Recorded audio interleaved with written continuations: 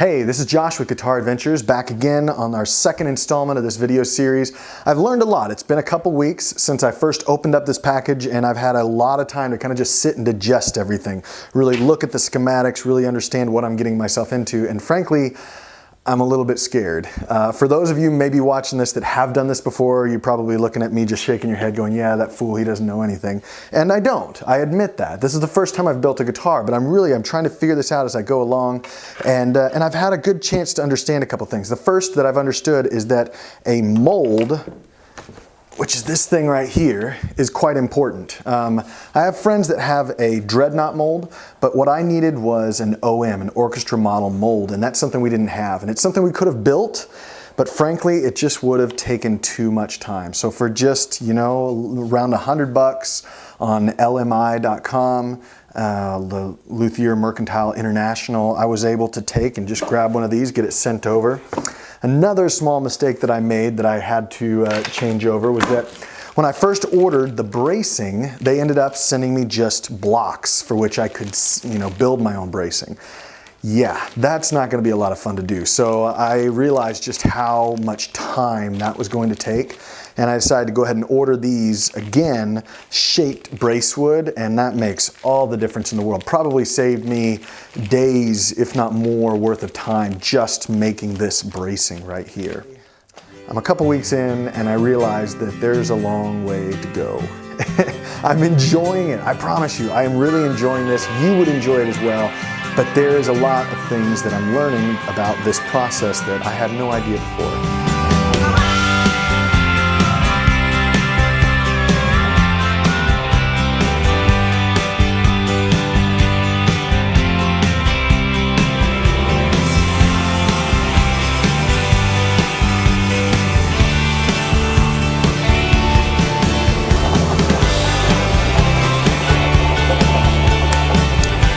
Well, finishing up the headstock design on my acoustic guitar here, I'm feeling pretty comfortable with it so far. I like it.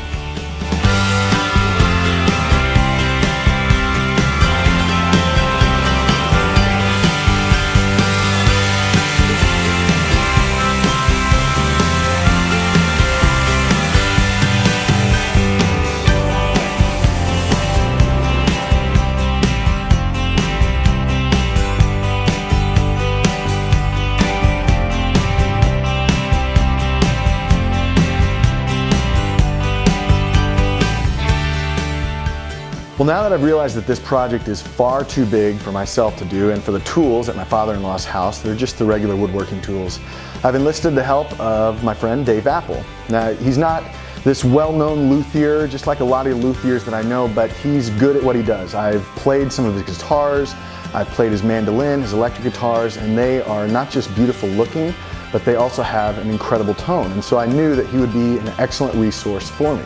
So I came over here to his shop, and I thought that the most important thing that he would provide me is tools, naturally. But what I was surprised to find is that I learned more about guitars just chatting with Dave for an hour and talking with him about building a guitar from the ground up than I have basically over the past 10 years selling guitars or playing guitars. And so it was something that I found incredibly useful and valuable. And if you ever have a chance to sit down with a luthier, I recommend that you spend as much time as you can learning from them.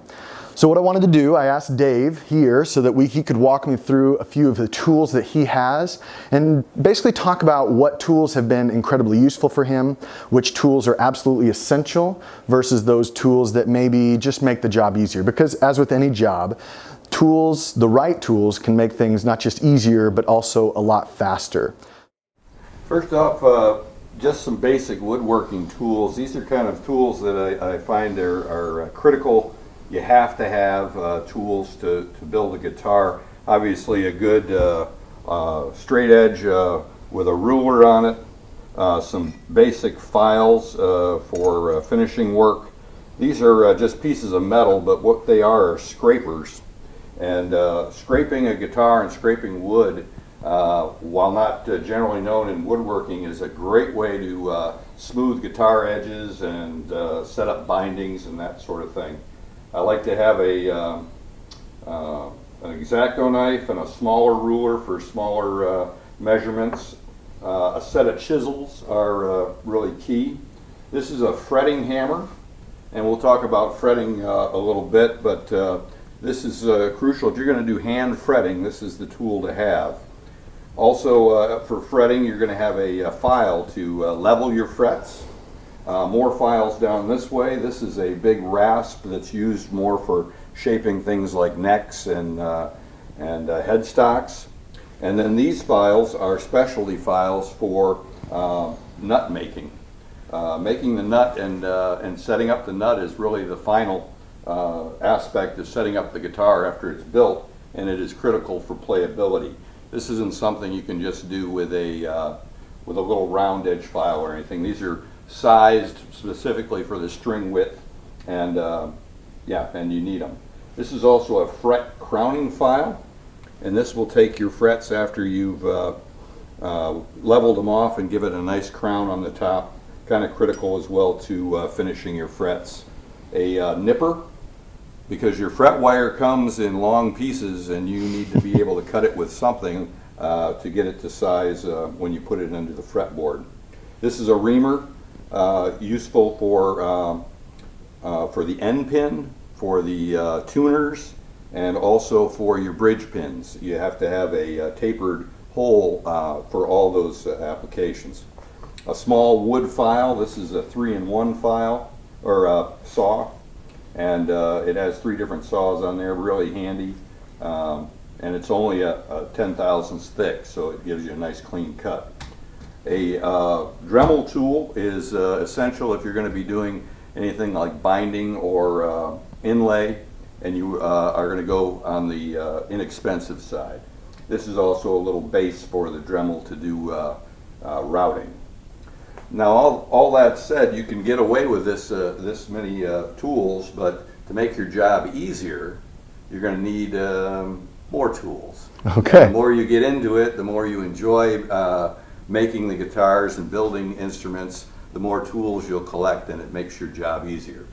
One of the first things that I got when I started making guitars is this vise right here. This is a guitar vise, and it is padded on the inside so you can put anything in here and you can hold it tight, and it swivels 360 like this, and you can work both sides of the material at once.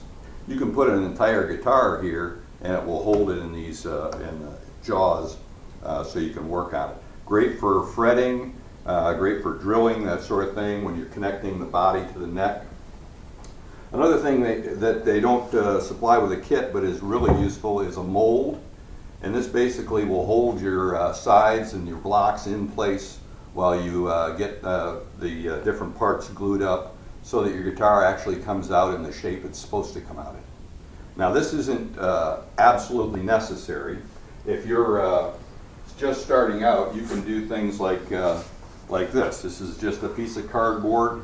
You take the blueprint and trace it and make the body of this is a mandolin, and you set the sides in there and then spread it out with something, a stick or whatever you have around, that will help you keep that the rim in shape.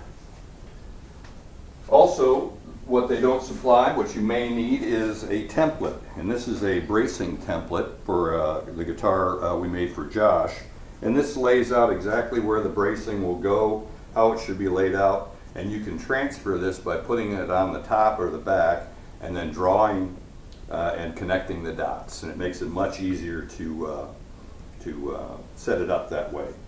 Otherwise, you're kind of measuring the plans and then transferring those measurements onto the back, and hopefully you're getting it right. Another thing which is kind of important, clamps. Some nice wood clamps. These are cam clamps. So you set them on there and then hit the cam, and it squeezes down. I have several of those clamps.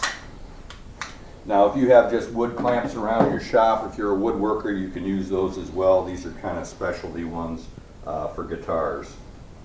Another series of clamps are these clamps right up here. These are called spool clamps, and they just fit on the top and the back. When you're attaching a top to the sides or the back to the sides, you can put these around the guitar, squeeze them down and tighten it. And as you can see, I have a bunch of them. to go all the way around the guitar and keep it in a nice uniform clamping. Not required, but highly recommended, especially if you want to have nice clean joints all the way around. Obviously, glue is going to be one of your best friends. Make sure you get, this is Tight Bond glue, and this is the original. This is not the number 2 or the number 3. You want to get original wood glue or use hide glue because you want to be able to take it apart someday. Just in case you have a flaw, you can heat this up and the glue will melt and you can take things apart. This is one of my best friends. This is compressed air, and I use this to blow sawdust so I can see how I'm doing. But it's pretty handy around the shop. It does create a little bit of a mess on your floor, but my wife got over it. So doing a hand routing job on the guitar is difficult, and it takes some real practice to get it done well.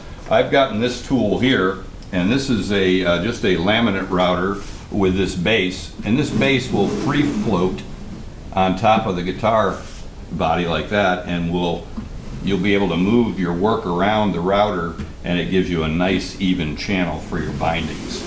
Obviously that's not a requirement to build guitars, but it sure is a nice addition. One of the things we use for gluing up the bracing on the top of the back is this go-bar system here. This is a system that's fairly well known by luthiers.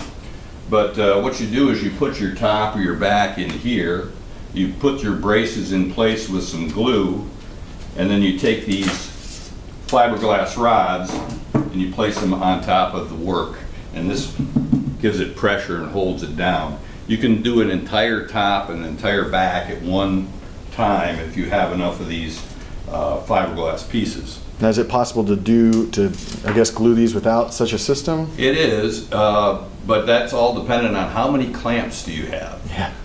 If you have 2 or 3 clamps, it's going to take you 4 or 5 days to glue up a top, because you want to let those clamps and the glue sit overnight, and then you're going to have to take them off and do a couple more, and do a couple more. It used to take me 3 days to do a top. Now it takes me a day. Gotcha. It helps out a lot. I think I did Josh's guitar in 3 weeks, and the finishing took me 6, and I'm not quite done yet. So what I have is a little spray booth, but you can use rattle can spray if you want. Theirs are just as effective. You just have to practice to get that finish laid on there real nice. It's very easy with a spray can to get droops and sags, put on too much or too little. After I spray, I hang them in my garage like this mandolin. This has been totally sprayed. It's got about 20 coats of lacquer. You can do about 4 coats a day. Okay. 4 to 5 coats a day. So you're going to need 4 or 5 good days to spray. Now, if you're a lucky or wealthy individual, you have an indoor spray booth that's controlled climate for humidity and temperature. I'm at the mercy of the elements, so in the spring and fall are my best times for spraying.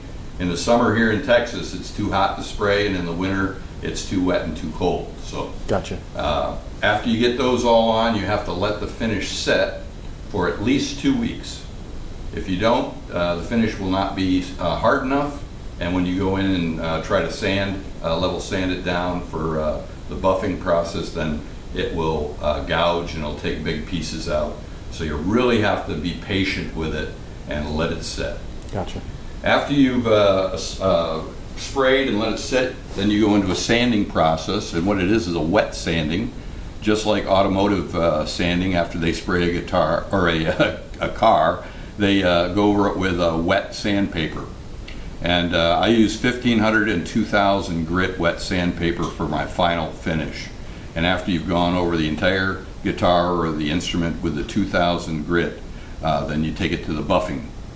Now, I have a buffing machine which is set up with medium grade and fine grade buffing compound, and this gives me a nice professional finish on it. This costs money. Yeah. You can do the same or fairly close to the same thing by getting a foam pad and putting it on your handheld drill.